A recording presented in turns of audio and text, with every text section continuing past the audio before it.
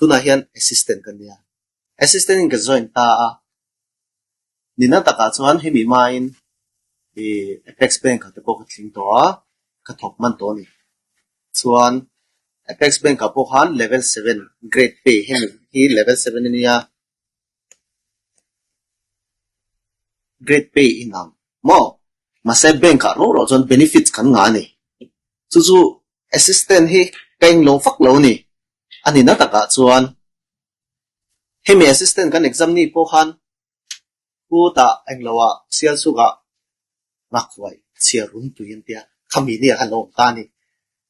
kha ni tenen kan chen tenen kan kal turin kan eng lo ve ka ma se amiza khami zan ma sa khana lo cancel dei ta ni ha chen te khan kalpui tur kan nei ta si lo a Nghakuai te bo kan lei ve vek to a khami ni kha sarkar chola ni bok nen exam ni bok sia chon ka chen ten kal do lo zan exam ve tiang ka tia assistant ni van nei thak takin ka thing chowa dihan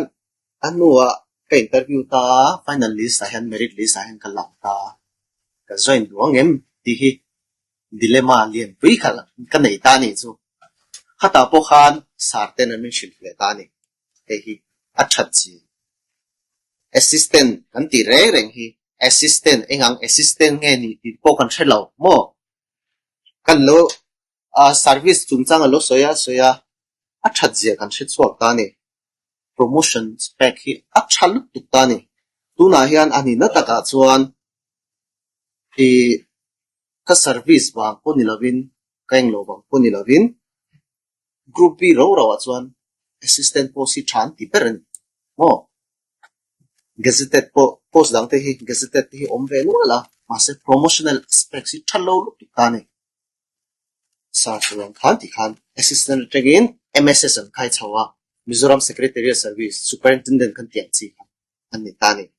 MSS atang chuan under secretary mo deputy secretary joint secretary additional secretary khan